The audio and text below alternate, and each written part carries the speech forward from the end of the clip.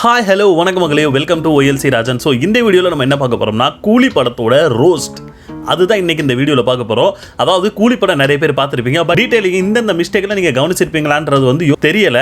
இந்த வீடியோவில் அது எல்லாத்தையுமே கிளியர் கட்டாக பார்க்க போகிறோம். ஸோ வீடியோ பார்க்க முன்னாடி யாரும் சப்ஸ்கிரைப் பண்ணாமல் இருந்தீங்கன்னா சப்ஸ்கிரைப் பண்ணிக்கோங்க, கூடவே அந்த பெல் ஐக்கானை கிளிக் பண்ணுங்கள். அப்போ தான் நான் போடக்கூடிய வீடியோஸோட அப்டேட் வந்து உங்களுக்கு கிடச்சிக்கிட்டே இருக்கும். ஸோ வீடியோக்குள்ளே போகலாங்களா?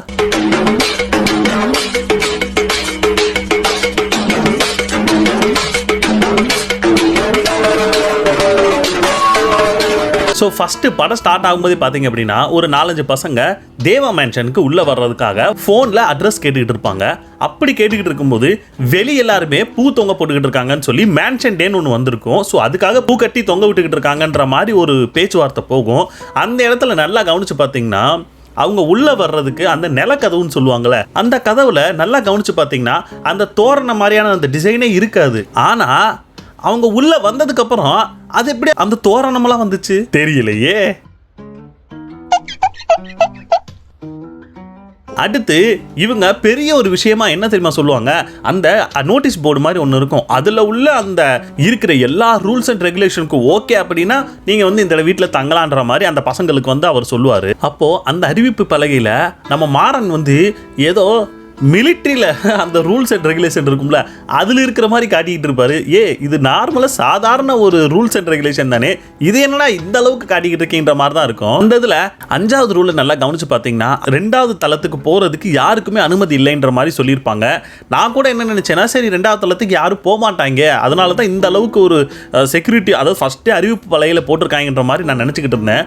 ஆனால் இந்த ஒரு பாட்டு இன்ட்ரோ சாங் வரும் பார்த்தீங்களா, அந்த இதில் எல்லாருமே அங்கே தான் ஆடிக்கிட்டு இருப்பாங்க.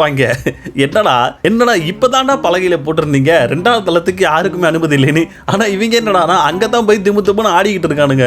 என்னங்க 2வது தளத்துக்கு போக கூடாதுன்னா, நான் கூட என்ன நினைச்சேன்னா நம்ம தேவாவோட ஃப்ரெண்ட்ஸ் எல்லாருமே அந்த தளத்துல தான் இருப்பாங்கன்னு நினைச்சேன். ஆனா அவங்க எல்லாருமே பாத்தீங்கன்னா மோஸ்ட்லி கீழே இருக்கிற அந்த தளத்துல தான் இருப்பாங்க. நம்ம உபேந்திரா அவர் மட்டும்தான் அந்த 2வது தளத்துல இருக்கிற மாதிரி காட்டியிருப்பாங்க. சரி, அவர் அங்க இருக்கிறாங்கன்னா இந்த பசங்களையுமே பாத்தீங்கன்னா அந்த ஃப்ளோர் வழியா தான் கூட்டு போயிட்டு இருப்பாரு மாறன். என்ன அப்போ நல்லா கவனிச்சு பாத்தீங்கன்னா நம்ம மாறன் வந்து அந்த பசங்களை அந்த இடத்துல இருந்து கூட்டு போயிட்டு இருப்பாரு.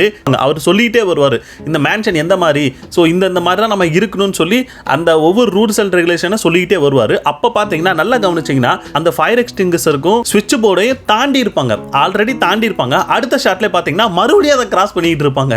என்னடா நாம ஒரு விஷயம் நினைச்சோம், டைம் டிராவல் படம் இல்லைன்னு தானே நம்ம நினச்சிக்கிட்டு இருந்தோம், இது என்ன டைம் லூப் மாதிரி இருக்கு, நாம தான் தப்பா நினைச்சிட்டோமான்னு சொல்லி ஒரு விஷயம் யோசிக்க ஆரம்பிச்சிட்டேன். இன்னொரு விஷயம் பாத்தீங்க அப்படின்னா நம்ம மாறன் சொல்லுவாரு, அதாவது 2nd தளத்துக்கு தான் போவாங்க. அப்படி போகும்போது நம்ம உபேந்திராவோட அந்த ரூமை கிராஸ் பண்றதுக்கு முன்னாடி அவர் ஒரு மிகப்பெரிய ஒரு இன்ட்ரோ கொடுத்திருப்பாரு உபேந்திராக்கு. அதாவது இந்த ரூம் வழியா போகும்போது மட்டும் சத்தம் போடாம போகணும்ட்டு, அது கொஞ்ச நேரம் முடியறதுக்குள்ள பாட்டஸ் போட்டு ஆடிக்கிட்டு இருப்பானுங்க. உபேந்திரா இன்ட்ரோ கொடுத்துக்கிட்டு இருக்கும்போதே பாத்தீங்க அப்படின்னா 4 பேருமே அந்த இடத்த கிராஸ் பண்ணுவாங்க. கிராஸ் பண்ணும்போது நல்லா கவனிச்சிங்கன்னா கடைசியா ஒரு பையன் அந்த இடத்துல நின்று உபேந்திரா ரூமை வந்து கொஞ்சம் ஒரு கியூரியாசிட்டியில பார்த்துக்கிட்டு இருப்பாப்ல. அப்படி பார்த்துக்கிட்டு இருக்கும்போது உபேந்திரா ரூம் வெளியே பூட்டு போட்டுருக்கும், நல்லா கவனிச்சு பாருங்க. ஆனா அந்த பையன் அடுத்த ஷாட்ல அந்த டோரை கிராஸ் பண்ணும்போது பூட்டு காணுங்க. என்னங்க ஒரு மிஸ்டேக் இருக்கலாம், என்ன ஒவ்வொருனா இருக்கு, இந்த மாதிரி படத்துல நிறைய மிஸ்டேக் இருக்கு. சோ அடுத்து பாத்தீங்க அப்படின்னா சரக்கு வந்து அந்த மேன்ஷனுக்குள்ள வந்து அலௌடே இல்லைன்ற மாதிரி சொல்லியிருப்பாங்க. அதனால மேன்ஷன் டே அன்னைக்கு நாங்க இன்னைக்கு வந்து சரக்கு வேணும் அப்படின்னு சொல்லி எல்லாருமே வந்து போராட்டம் பண்ணிக்கிட்டு இருக்கிற மாதிரி போராட்டம் பண்ணிக்கிட்டு இருப்பாங்க. அந்த இடத்துல நல்லா கவனிச்சு பாத்தீங்கன்னா ஒருத்தர் மாலை போட்டவர் அந்த இடத்துல நின்றுட்டு இருப்பாரு. ஐயா உங்களுக்கு எதுக்குயா, அதாவது மாலை போட்டால் நார்மலாக என்ன சொல்லுவாங்கன்னா தண்ணி அடிக்கக்கூடாது, கறி சாப்பிடக்கூடாதுன்றது வந்து ரூல்ஸு, அது வந்து நார்மலாக எல்லாருமே கடைப்பிடிக்கிறது தான். ஆனால் இவங்க சரக்கு வேணும்னு சொல்லி கேட்டுக்கிட்டு இருக்காங்க. அந்த இடத்துல இவர் என்னடா பண்ணிக்கிட்டு இருக்காருன்னு சொல்லி நமக்கே தோணும். சரி, கூட்டத்தோட கூட்டமாக அந்த இடத்துல நின்றுக்கிட்டு இருக்காருன்னு காமனாக இருக்குன்னு சொல்லி நம்ம வச்சுக்கிட்டாலும் இவங்க எல்லாருமே நம்ம தேவா கிட்ட போய் கேட்க போகும்போது அந்த இடத்துலையுமே அவர் அங்கே தான் நின்றுக்கிட்டு இருப்பாரு. ஐயா மாலை போட்டு சரக்கு போடணும் உங்களுக்கு என்ன தலையெழுத்தா, நீங்க ஏன் அங்க போய் நின்றுகிட்டு இருக்கீங்க?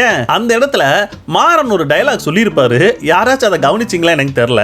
இவங்க எல்லாருமே எனக்கு நீங்க சரக்கு வேணுப்பா, சரக்கு நீங்க போட்டே ஆகணும் அப்படின்ற மாதிரி ஒரு மைண்ட் செட்ல இருப்பாங்க. அப்போ நம்ம மாறன் ஒரு டயலாக் சொல்லியிருப்பாரு, இந்த டயலாக் எங்கேயோ கேட்ட மாதிரி இருக்கே நம்ம நினைப்போம். நம்ம முதல்வன் படத்துல ஒரு நாள் சிஎம் அவர் ஆகினதுக்கு அப்புறம் ஒவ்வொருத்தவங்க சார் இவர் எனக்கு பர்மிஷன் கொடுக்கல, அவர் எனக்கு பர்மிஷன் கொடுக்கல, மந்திரி பர்மிஷன் கொடுக்கலன்னு சொல்லி ஒவ்வொருத்தவங்க சொல்லிட்டு இருப்பாங்க. அப்ப நம்ம அர்ஜுன் ஒரு டயலாக் சொல்லியிருப்பாரு, everybody. அதே டயலாக தான் நம்ம மகாராணி இங்க சொல்லிட்டு இருக்காரு. இது எத்தனை பேர் கவனிச்சிங்கன்னு தெரியல. Hey, everybody.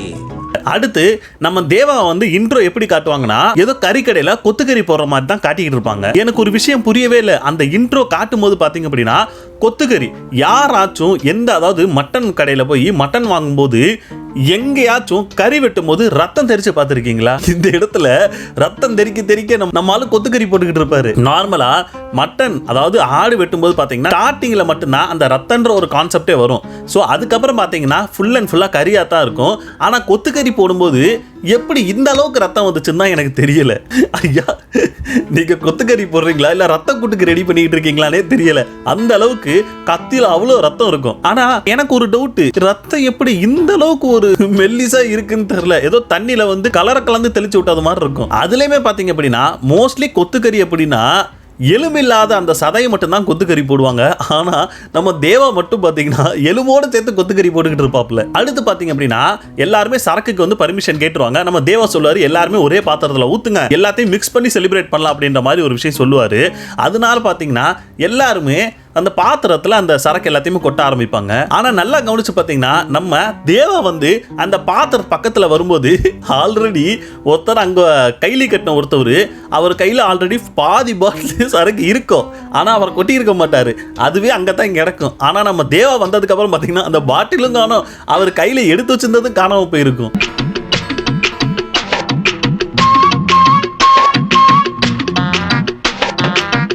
ஆல்ரெடி நீங்க தனியா அந்த சரக்கு பாட்டில பாதி வச்சிருக்கீங்க, உங்களுக்கு என்னையா கவலை? அதுக்கப்புறம் தான் நம்ம தேவாவே பாத்திரத்துல இருந்த அந்த சரக்கு எல்லாத்தையுமே கொட்டி விட்டுட்டு டான்ஸ் ஆடிக்கிட்டு இருப்பாரு. நான் ஒரு விஷயம் கேட்கிறேன், இவ்வளோ பெரிய பாத்திரத்துல இவ்வளோ ஃபுல் அண்ட் ஃபுல்லா நிறைஞ்சிருக்குன்னா ஒரே உதையில எப்படி அந்த பாத்திரம் கீழே விழுந்துச்சுன்னு எனக்கு தெரியல. நம்ம தேவா சூப்பர் ஸ்டார் அப்படின்றதுனால நாம அதை எடுத்துக்கவே வேணாம். அப்புறம் இன்னொரு டவுட் என்ன அப்படின்னா, கூலி படத்துல வரக்கூடிய இன்ட்ரோ சாங் எல்லாருக்குமே இந்த படத்துக்கு அப்புறம் தான் இப்படி ஒரு இன்ட்ரோ சாங் இருக்குன்னு எல்லாருக்குமே தெரியும். ஆனா ஆல்ரெடி நம்ம தேவா நம்ம பாட்டை போடுன்னு சொல்லி மியூசிக்ல வேலை பார்க்குற அந்த பையன்ட்ட சொல்லுவாப்ல. எனக்கு ஒரு விஷயம் புரியல, இந்த படத்துல வரக்கூடிய பாட்டு எப்படி சன் மியூசிக்ல இருக்கிற அந்த பையனுக்கு ஆல்ரெடி இந்த பாட்டு இருக்குன்னு தெரியும், இந்த படத்துல தான் அந்த பாட்டு இருக்குன்னு தெரியும், அதுக்கு முன்னாடி எப்படி அவருக்கு அந்த பாட்டு தெரிஞ்சிச்சுன்னு தான் தெரியல. அடுத்த ஒரு மிகப்பெரிய கொஸ்டின் என்ன அப்படின்னா, நம்ம அண்டர்டேக்கருக்கே சவால் விடுற மாதிரி அவருடைய அண்ணன் மாதிரி ஒருத்தர் எத்தனை தடவை அடிச்சாலும் சாக மாட்டேன்ற மாதிரி எதிர்த்து வந்திருப்பாப்ல. அதுதான் நம்ம சோபின். என்னன்னா சோபின் தான் அந்த ஒரு போலீஸ்காரன்ற மாதிரி கண்டுபிடிச்சிருவாப்ல. கண்டுபிடிச்சு சுத்தியல்ல ஓங்கினதுல பாத்தீங்க அப்படின்னா ஆல்ரெடி பாதி உயிர் வந்து பரலோகம் போயிருக்கணும். ஆனா மொத அடியில பாத்தீங்க அப்படின்னா லைட்டா தான் அடிபட்டு இருக்கும். அப்பயுமே நம்ம சோபின் செத்துருக்க மாட்டாரு.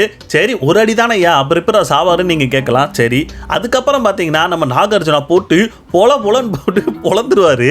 அதுக்கப்புறமும் நம்மளால சாக மாட்டாப்ல. சரி நாம என்ன நினைச்சுக்கிட்டு இருப்போம்னா இந்த அடி அடிச்சதுக்கு வந்து மூளையே கலண்டு வெளியே வந்திருக்கும், செத்துருப்பாண்டா அப்படின்னு சொல்லி நாம நினைச்சுக்கிட்டு இருப்போம். அப்பயும் சாக மாட்டான். அதுக்கப்புறம் தான் நம்ம நாகார்ஜுனா சோபினை தூக்கி ஐஸ் இருக்கிற அதுக்குள்ள போட்டு வச்சிருப்பாப்ல. அந்த ஐஸ்ல பாடியும் உறைஞ்சிருக்கணும், மூளையும் உறைஞ்சு செத்து போயிருக்கணும். அப்படிலாம் சோபின் செத்துருக்கவே மாட்டாரு. இப்படியும் சாகாத மனுஷன் அடுத்து நம்ம தேவா கிட்ட நாகார்ஜுனா இவனை வந்து எரிக்காத புதைச்சிருன்னு சொல்லியிருப்பாப்ல. அப்படி புதைக்க போகும்போது நல்லா கவனிச்சு பார்த்தீங்கன்னா அந்த குழி நல்லா ஒரு கீழே இருக்கிற குழி மாதிரி தான் இருக்கும். அதுக்கப்புறம் இவங்க புதைச்சிருவாங்க. புதைச்சதுக்கு அப்புறமும் நம்மளால சாக மாட்டாப்ல. என்னங்க நான் என்ன கேட்கிறேன்னா, 6 அடி இது பண்ணி ஒரு 4-5 அடி கீழே இறங்குற மாதிரி ஒரு குழி தோண்டி இருந்தா அவர் மூச்சு வருது எப்படிங்க? மண்ணு மேல போயிட்டு வரும். என்ன டைனோசரா மூச்சு விடுது இவ்வளவு மேல போயிட்டு வர்றதுக்கு? நான் என்ன நினைக்கிறேன்னா இவங்க குழியெல்லாம் தோண்டவே இல்லை, சும்மா இருக்கிற அந்த தரையில சோபினை படுக்க வச்சு அது மேல மண்ணை போட்டு மூண மாதிரி தான் இருக்கும். அதாவது போர்வையை போத்தி மூண மாதிரி தான் இருக்கும் அந்த இது. நான் என்ன கேட்கிறேன், ஏன்டா அண்டர்டேக்கருக்கே சவால் விடுற மாதிரி இத்தனை வாட்டி சாகிறது நிலைமைக்கு போயிட்டு மறுபடியும் எப்படா எந்திரிச்சு வர்ற நீ?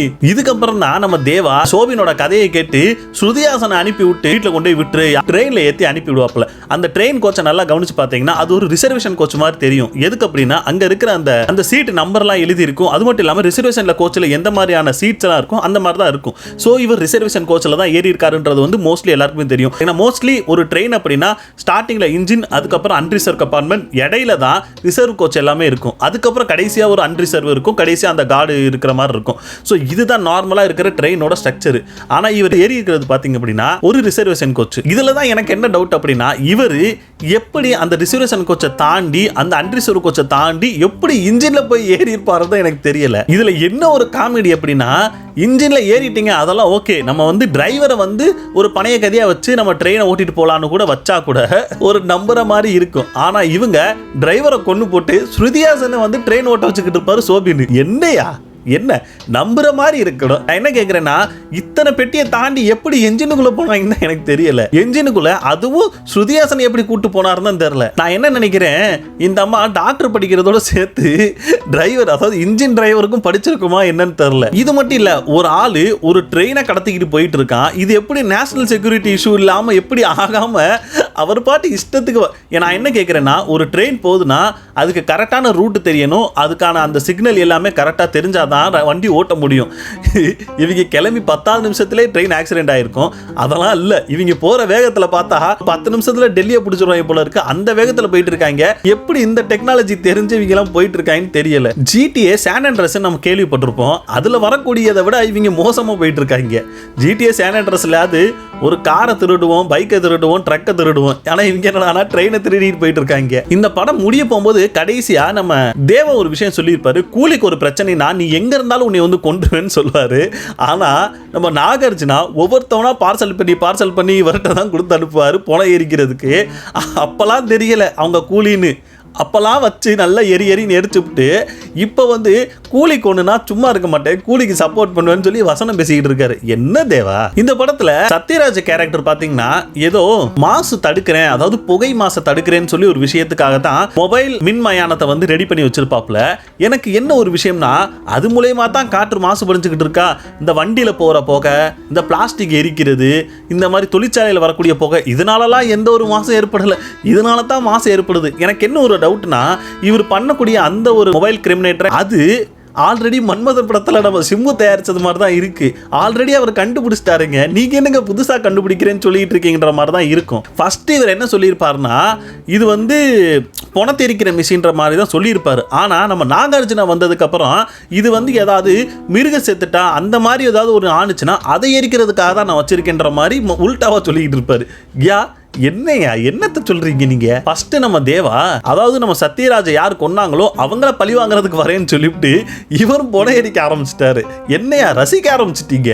இதுல இன்னொரு டவுட் என்ன அப்படின்னா, அதாவது சத்யராஜ் பொண்ணுங்களை வந்து காப்பாற்றணும். ஓகே, அப்போ 19 கூலிங்க அங்கே இருக்காங்க. அதில் ஒரு 4 பேர் ஃபைட் பண்ணக்கூடியவங்களா சுத்தியாசன் கூட அனுப்பி விடாம இவர்களாம் சப்பையா 4 பேர், அதில் கூட அந்த மாறன் அவரையும் அனுப்பி விட்டுக்கிட்டு இருக்காரு. ஏயா தைரியமானவங்களாம் உங்க கூட வச்சுக்கிட்டு தைரியம் இல்லாதவங்களா போட்ட சுத்தியாசன் கூட அனுப்புனா அவங்க என்ன பண்ணுவாங்க பாவம். இந்த ஒரு விஷயத்துல தயால் வந்து நம்ம சுத்தியாசனை ஒரு பில்டிங் மேல கட்டி போட்டு வச்சிருப்பாரு. அப்படி கட்டி போட்டு வச்சிருக்கும் போது தான் நம்ம தேவாக்கு வீடியோ கால்ல போன் பேசிக்கிட்டு இருப்பாரு. இதுல நல்லா கவனிச்சு பாத்தீங்கன்னா தேவா நம்ம சுத்தியாசன் சொல்லுவாங்க, அவனை வந்து கையையும் கழுத்தையும் சேர்த்து கட்டி போட்டு விடு அப்படின்னு நம்ம தேவா சொல்லியிருப்பாரு. நான் என்ன நினைச்சேன் அப்படின்னா, அங்க இருக்கிற ஏதாவது ஒரு கட்டையிலயோ கம்பிலையோ சேர்த்து கட்டி போடுவாங்கன்னு நினைச்சா இந்த அம்மா வெறும் கையிலையும் கழுத்துலையும் போட்டு கட்டி போட்டு வச்சிருக்கு. என்னம்மா கையிலையும் கழுத்துலையும் கட்டி போட்டு அவனால ஓட முடியாதா என்ன? சோ அந்த இடத்துல நல்லா கவனிச்சு பாத்தீங்கன்னா நம்ம தேவா வீடியோ கால்ல தான் பேசிக்கிட்டு இருப்பாரு. வீடியோ கால்ல பேசிக்கிட்டு இருக்கும்போது தான் இந்த விஷயத்த சொல்லியிருப்பாரு. தயாலோட பொண்டாட்டி தான் கல்யாணின்ற மாதிரி சொல்லியிருப்பாங்க. இந்த விஷயம் நம்ம ஸ்ருதிஹாசனுக்கு தெரியவே தெரியாதா? ஏமா அவர் தான் வீடியோ காலில் பேசிக்கிட்டு இருக்காரு, பின்னாடி தான் அந்த அம்மா உட்கார்ந்து இருக்கிறது நல்லாவே தெரியுது, அதைத்தான் நல்லா காட்டுறாங்களே, அது இந்த அம்மாவுக்கு தெரியலையா? இதை பார்த்த நம்ம ஸ்ருதிஹாசன் கடைசியா அந்த அம்மா வந்து கல்யாணி வந்து கூப்பிடும் போது அது கூடயே எதுவும் தெரியாத மாதிரி போகும்.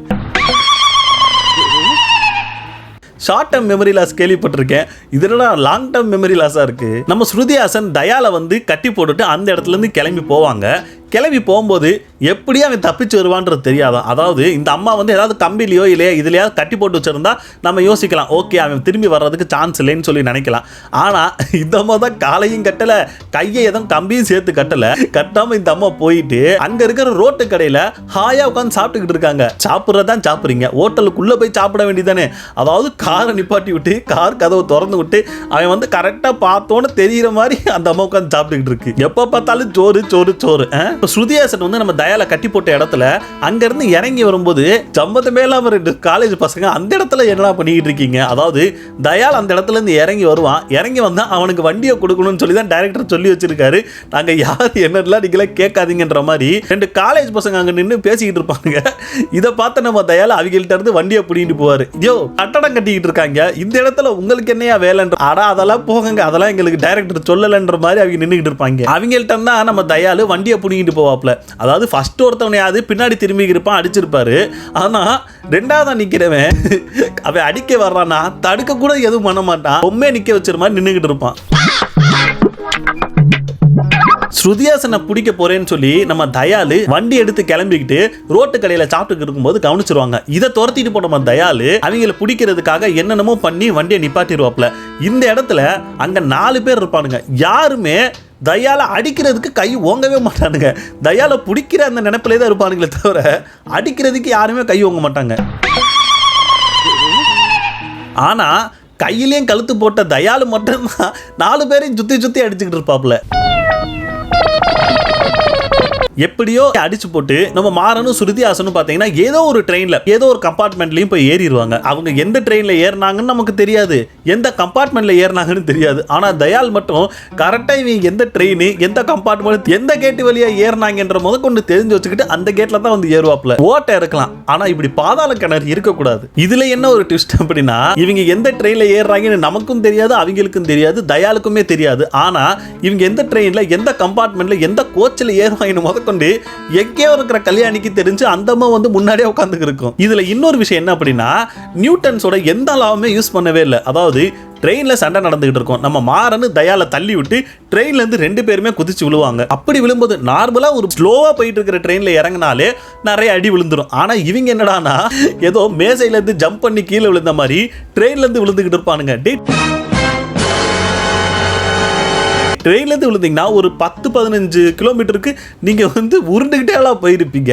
நீங்கள் என்னடா மேலே இருந்து குதிச்ச மாதிரி விழுந்துக்கிட்டு இருக்கீங்கன்ற மாதிரி தான் இருக்கும். ஸோ மொபைல் கிரிமினேட்டர் அப்படின்றது வந்து வெறும் சத்யராஜுக்கு மட்டும்தான் தெரியும். பட் அங்கே இருக்கிற அந்த ஸ்ருதிஹாசனுக்குமே கொஞ்சம் அவங்க வந்து சத்யராஜ் கூட போயிருந்ததுனால அவங்களுக்கு கொஞ்சம் தெரிஞ்சிருக்கு. ஆனால் எதை பற்றியுமே நாலேஜ் இல்லாத நம்ம கல்யாணிக்கு ஈஸியாக அந்த கிரிமினேட்டரை ஸ்டார்ட் பண்ணியிருப்பாங்க. இதுக்காடா இவ்வளோ பில்டப்பு, இதுக்காடா நாகார்ஜுனா இவ்வளோ பணம் கொடுத்துக்கிட்டு இருந்தீங்க, ஒரு சின்னதாக ஒரு நாலேஜ் இருந்துச்சுன்னா ஈஸியாக அதை வந்து ஆன் பண்ணியிருக்கலாமேன்ற மாதிரி தான் நமக்கே தோணும். ஆனால் இவங்க டான் சொல்கிறாங்க, 3000 கோடி 4000 கோடின்ற மாதிரி பேசிக்கிட்டு இருப்பாங்க. ஆனால் இந்த ஒரு டானுக்கு 7-8 வருஷமாக இவங்களை ஒருத்தர் டிமிக்கு கொடுத்து அவங்க கூட சுற்றிக்கிட்டு இருப்பான். அவங்களையுமே தெரியாது. டானோட பையனை தயாலோட பொண்டாட்டி டிமிக்கு கொடுத்து அவனை ஏமாத்திக்கிட்டு இருக்கும். இதையும் கண்டுபிடிக்க மாட்டாங்க. கேட்டா இவங்க டானுன்னு சொல்லிப்பாங்க. தேவா மேன்ஷன்ல நம்ம நாகார்ஜுனா வந்து ஆள் அனுப்பி விட்டுருப்பாப்ல. இதை சண்டை போடும்போது நல்லா கவனிச்சு பார்த்தீங்கன்னா நம்ம தேவாவை வெட்ட வரும்போது ஈஸியா மிஸ் பண்ணியிருப்பாரு. அதாவது அவர் மிஸ் பண்ணணுன்றதுக்காகவே 4 அடி தள்ளி நின்று கத்தி ஓங்கிட்டு இருப்பானுங்க. ஐயா காத்துல கத்தி ஓங்கிட்டு இருக்கீங்க, 2 அடி கொஞ்சம் தள்ளி வந்திருந்தா தேவா மேல பட்டிருக்கும். அதெல்லாம் கிடையாது, எங்களுக்கு டைரக்டர் சொல்லலை அப்படின்ற மாதிரி கத்தியை காத்திலே வாங்கிக்கிட்டு இருப்பாங்க. இதுல இன்னொரு விஷயம் என்ன அப்படின்னா, கத்தியை வந்து நம்ம ஸ்ருதிஹாசனை கொல்றதுக்காக கத்தியை நீட்டும் போது நம்ம தேவா வந்து பிடிக்கணும். இதுதான் கான்செப்ட். ஆனா தேவா பிடிக்கிறதுக்கு முன்னாடியே இவன் கத்தியை கொண்டு போகும்போதே கையை வந்து நிப்பாட்டி இருப்பாப்ல. அதுக்கப்புறம் தான் நம்ம தேவா கையே வந்து பிடிக்கும். என்னையா லாஜிக் இது? அந்த இடத்துல சண்டை போடும்போது தேவா கையை ஃபைட்டர்ஸ் மேல பட்டிருக்காது. ஆனா பறந்து விழுந்துகிட்டு இருப்பாங்க. இதுல இன்னொரு காமெடி அப்படின்னா, அந்த சைனாக்காரை ஒருத்தன் இன்னும் ரொம்ப தேவா கையை ஓவன செகண்ட்ல சுத்தி விழுந்துகிட்டு இருப்பானுங்க. சோபின் வந்து இந்த இதில் கூலியில் வந்து 7 வருஷமா ஒருத்தன் டிமிக்கு கொடுத்து உள்ள உட்காந்துருக்கேன், அவனை யார் கண்டுபிடிச்சு தரீங்களோ 2 கோடின்ற மாதிரி. அதாவது அவர் மேலே நின்றுக்கிட்டு இருக்கும்போதே கையில் மைக்கு மாதிரி தான் ஒன்று வச்சிருப்பாரு. அதை வச்சே சொன்னாலே எல்லாருக்குமே தெரிஞ்சிடும் 2 கோடின்னு. சம்பந்தமே இல்லாமல் 2 கோடின்னு எழுதி போட்டிருப்பாரு. உன்னைய கண்டுபிடிக்கிறதுக்கு நீயே எதுக்கு கேட்டுக்கிட்டு இருக்கேன்ற மாதிரி எப்படி கண்டுபிடிக்க முடியாதுன்ற ஒரு நினைப்புல தான் நம்மால் 2 கோடி வரைக்கும் ரேட்டை ஃபிக்ஸ் பண்ணி வச்சிருப்பாப்புல. எனக்கு ஒரு விஷயம் புரியவே இல்லை. இந்த படத்தில் தேவாவும் அவங்க ஃப்ரெண்டும் 30 வருஷமா அண்டர்கிரவுண்ட்ல இருக்கிற மாதிரி காட்டியிருப்பாங்க. ஆனா எதுக்கு அந்த அண்டர் கிரவுண்ட் 30 வருஷம் எதுக்குன்றது வந்து நமக்கு தெளிவாவே காட்டியிருக்க மாட்டாங்க. யாருக்கு பயந்து நீங்க அங்க இருக்கீங்க, எதுக்காக 30 வருஷமா அண்டர் கிரவுண்ட்ல இருக்கிறதுக்கு அப்படி என்ன நீங்க பண்ணிட்டீங்கன்ற மாதிரி தான் இருக்கும். பிளாஷ்பேக்ல நம்ம நாகார்ஜுனோட அப்பா வந்து தேவா வந்து கொன்னுருவாப்ல. அந்த டைம் பீரியட்ல தாகாவையும் காட்டுவாப்ல, அப்புறம் நாகார்ஜுனாவையும் காட்டுவாங்க. ரெண்டு பேருமே பாத்தீங்க அப்படின்னா ஒரு 14-15 வயசு இருக்கிற மாதிரி தான் காட்டியிருப்பாங்க. ஆனா இங்க 30 வருஷம் கழிச்சு ஸ்ருதிஹாசனுக்கு 30 வயசு இருக்கிற மாதிரி தான் இருக்கும். ஆனா நாகார்ஜுனா பையனை பாத்தீங்கன்னா அவனுக்குமே பாத்தீங்க அப்படின்னா ஒரு 29-30 வயசு இருக்கிற மாதிரி தான் இருக்கும். அது எப்படி 15 வயசு இருக்கிற பையன் அவன் கல்யாணம் பண்ணுறதுக்கு எப்படியும் ஒரு 20-25 வயசு கூட ஆயிருக்கலாம். ஒரு 10 வருஷம் அப்புறம் தான் பண்ணியிருக்கலாம். அதுக்கப்புறம் 2 வருஷம் அப்புறம் தான் குழந்தை பிறந்துன்னு வச்சனாலும் ஒரு 12 வருஷம் கழிச்சிருங்க. அப்போ அவன் பையன் காலேஜ் படிக்கிற மாதிரி தானே இருந்திருக்கணும். இவனடா 30 வயசு இருக்கிற மாதிரி இருக்கான்ற மாதிரி தான் இருக்கும். இதுலேயே ஒரு கன்ஃபியூஷனை பண்ணி விட்டாங்க. கடைசியா மேன்ஷன்ல ஒரு ஃபைட் நடக்கும். அந்த இடத்துல தான் உபேந்திரா வெளியே வருவாப்ல. உபேந்திரா வெளியே வந்தோன்னே அந்த இடத்துல நல்லா கவனிச்சு பார்த்தீங்கன்னா உபேந்திரா ஒருத்தவரை அடிப்பாரு. அப்படி அடிக்கும் போது ஃபர்ஸ்ட் என்ன இவங்க கான்செப்ட் அப்படின்னா அடிக்கும் போது அவர் பறந்துருக்கணும். ஆனா கயிறு இழுக்கிறவன் கரெக்டா தூக்கல போல இருக்கு. ஃபர்ஸ்ட் என்னடா அடிக்கும் போது அந்த ஃபைட்டர் வந்து சுத்துவாப்ல. சுத்துனதுக்கு அப்புறம் தான் ஐயோ கயிறு இழுக்க மறந்துட்டோமேன்னு சொல்லி அதுக்கப்புறம் தான் இழுப்பாங்க. சுத்துனதுக்கு அப்புறம் தான் அவர் பறந்தே போவார்.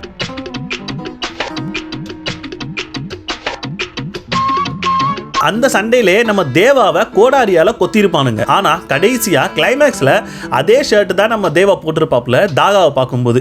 அப்படி பார்க்கும்போது அந்த ஷர்ட்ல எந்த ஒரு அடையாளமே எந்த ஒரு தடவுமே இல்லாதது மாதிரி இருக்கும். அந்த டைம் பீரியட்ல தாகா நம்ம தேவாவை பார்த்து ஒரு விஷயம் சொல்லுவார். அதாவது உங்களை வந்து 30 வருஷமா உலகம் முழுக்க நான் எல்லா இடத்துலையும் தேடினேன், ஆனா உங்களை வந்து கண்டே பிடிக்க முடியலன்னு. யோ அவர் 30 வருஷமா தேவா மேன்ஷன் போட்டு அங்கே தாயா வைப் பண்ணிக்கிட்டு இருக்காரு. பொட்டை எழுத்துல சென்னையில் தேவா மேன்ஷன் சொல்லியிருக்காரு.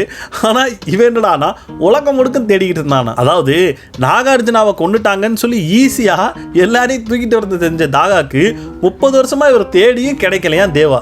ஏன் இப்படி புழுவுற? நான் கூட என்ன நினைச்சேன்னா தாகா வந்து நாகார்ஜுனாவை தேவா கொன்றுவாப்ல.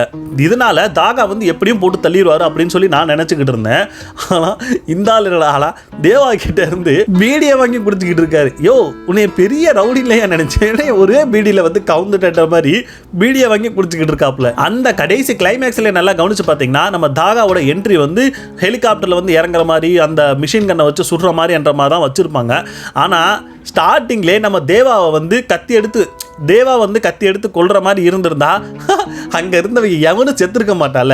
ஆனா ஃபர்ஸ்டே எல்லாரையும் கொண்டு முடிச்சுட்டு கடைசியா தேவாவை கொள்ளும் போது தான் தேவா ஞாபகம். என்னங்கடா அதாவது பாவம் அவங்க என்ன நினைச்சிருப்பாங்க, ஏன்டா எங்களை பார்த்தா கேடை மாதிரி இருக்கா, ஃபர்ஸ்டே நீ அவரை பார்த்து கண்டுபிடிச்சிருந்தீங்கன்னா நாங்களும் தப்பிச்சிருப்போம்லடா, ஏன்டா தேவையில்லாம சீனை கிரியேட் பண்ணி எங்களை கொண்டுட்டு அதுக்கப்புறம் அந்த ஆளை கண்டுபிடிக்கிறியான்னு நினைச்சிருப்பாங்களா? நினைச்சிருக்க மாட்டாங்களா? நம்ம சோபின்னு நாகார்ஜுனா பையனை பிடிச்சி வச்சிருப்பாப்ல. பிடிச்சி வச்சிருக்கும் போது மொபைல் கேமரால தான் வீடியோ கால் பண்ணி பேசிக்கிட்டு இருப்பாப்ல. அந்த இடத்துல நல்லா கவனிச்சு பாத்தீங்கன்னா தயாளு வந்து நாகார்ஜுனா பையனை காட்டுறதுக்காக மொபைலை திருப்புறேன்னு சொல்லி கையத்தான் கொண்டு போவாப்ல. கையை கொண்டு போன மொபைல் தன்னால திரும்பி நாகார்ஜுனா பக்கம் வந்து டேர்ன் ஆகி நிற்கும்.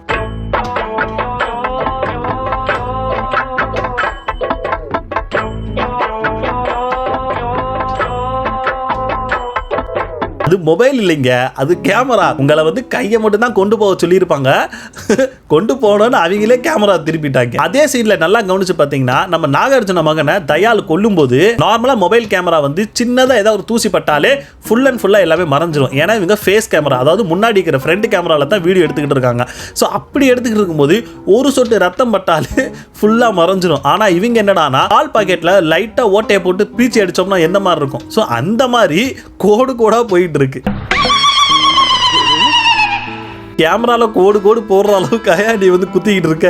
என்னையா அது? ஸ்டார்டிங்ல நம்ம சத்யராஜுக்கு வந்து இந்த மாதிரி பணத்தை வந்து எரிக்கணும், எரிச்சா பணம் தரேன்லாம் சொல்லியிருக்க மாட்டாரு. ஃபர்ஸ்ட் வந்து ஸ்டார்டிங்ல நம்ம சத்யராஜ் வந்து வேணான்ற மாதிரி தான் சொல்லியிருப்பாரு. ஆனா நம்ம நாகார்ஜுனா பணம் கொடுக்கும்போது நம்ம சத்யராஜ் அதுக்கே வெயிட் பண்ணிக்கிட்டு இருந்த மாதிரி நாகார்ஜுனா பணம் கொடுக்கறதுக்கு முன்னாடியே கையை தூக்கி இருப்பாப்ல.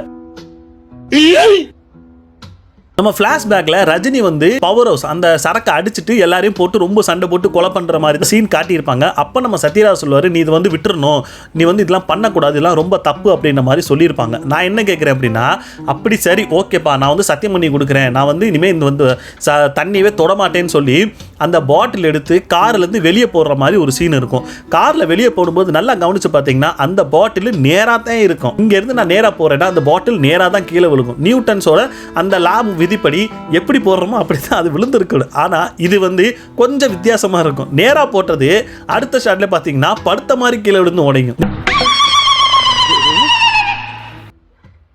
நீங்க கேட்கலாம், மேல இருந்து கீழே விழுகும்போது அது திரும்புறதுக்கு சான்ஸ் இருக்கு. அவர் என்ன 10வது மாடியில இருந்தா போடுறாரு, கார்ல இருந்து வெளியே இருந்து போடுறாரு. அதுவும் பாத்தீங்கன்னா கீழே நல்லா வெயிட். இந்த சரக்கு பாட்டில் ஆல்மோஸ்ட் வந்து பாத்தீங்கன்னா பாதி இருக்கிற மாதிரி இருக்கும். அந்த வெயிட்ல கீழே விழுகும்போது அது நேரா தான் விழுந்திருக்கணும். ஆனா இவங்க என்னடானா படுத்த மாதிரி விழுதுகிற மாதிரி உடைச்சிருக்காங்க. அடுத்து பாத்தீங்கன்னா நம்ம தேவா வந்து தேவாவோட பொண்ணு யாருன்னு சொல்லி தேடிக்கிட்டு இருப்பாருன்னு வச்சாலும், தேவா பொண்டாட்டியை விட்டுட்டு வந்தது வந்து ஒரு 30 வருஷம்ன்ற மாதிரி காட்டுறாங்க. அப்படின்னு பார்த்தா கூட அந்த 3 பொண்ணுங்கள்ல ஸ்ருதிஹாசனுக்கு மட்டும்தான் ஒரு 29 வயசுன்ற மாதிரி இருக்கும். ஆனா இவர் என்னன்னா ஸ்ருதிஹாசனை விட்டுட்டு அந்த 2 பொண்ணுகிட்டையும் தேவாவோட பொண்ணு யாருன்னு கேட்டுக்கிட்டு இருப்பாரு. ஈஸியா காமன் யோசிக்கக்கூடிய அந்த விஷயத்தை எப்படி நீங்க கிரிட்டிக்கலா பண்ற மாதிரி பண்ணீங்க. நம்ம நாகார்ஜுனா வந்து ஸ்ருதிஹாசனை தூக்கிட்டு வந்திருப்பாப்ல. ஸ்ருதிஹாசனை காப்பாத்துறதுக்காக நம்ம தேவா நாகார்ஜுனாவை பார்க்கறதுக்கு வந்திருப்பாரு. அந்த இடத்துல ஒரு ஃபைட் நடக்கும். அந்த ஃபைட்டில் நல்லா கவனிச்சு பார்த்தீங்கன்னா நாகார்ஜுனா துப்பாக்கி எடுத்து தேவாவை சுடுறதுக்காக வரும்போது தேவாவோட கையை நல்லா கவனிச்சு பார்த்தீங்கன்னா தேவா வந்து அதை வந்து தடுத்து நாகார்ஜுனா கையை பிடிச்சிருவாரு. ஆனால் ட்ரிகரில் பார்த்தீங்கன்னா நம்ம நாகார்ஜுனாவோட விரல் தான் இருக்கும். நினைச்சா அவர் சுடாம கூட இருந்திருக்கலாம். நம்ம தேவா எங்கெங்கெல்லாம் கையை காட்டுறாரோ அங்கங்கெல்லாம் அவங்களாலேயே சுட்டுக்கிட்டு இருக்காரு. இப்போதான் தெரியுது நீ எதுக்கு சரக்குலே இருக்குன்னு. ஸோ இந்த மாதிரி பல மிஸ்டேக் வந்து இந்த படத்தில் இருக்கு. இது எல்லாமே பார்த்தீங்கன்னா நம்ம கண்ணில் பட்ட மிஸ்டேக்ஸு. ஸோ உங்கள் கண்ணில் வேற ஏதாச்சும் மிஸ்டேக் தெரிஞ்சிச்சு அப்படின்னு நினச்சிங்கன்னா அதை கமெண்ட் செக்ஷனில் கமெண்ட் பண்ணுங்க, நான் பார்த்து தெரிஞ்சுக்கிறேன். ஸோ இந்த வீடியோ எப்படி இருந்துச்சு சொல்லி கமெண்ட் செக்ஷனில் கமெண்ட் பண்ணுங்க. இந்த வீடியோ உங்களுக்கு பிடிச்சிருந்தா லைக் ஷேர் கமெண்ட் பண்ணுங்க. ரொம்ப பிடிச்சிருந்தா சப்ஸ்கிரைப் பண்ணி வச்சுங்க. அடுத்த வீடியோவில் பார்ப்போம். Tata, bye bye.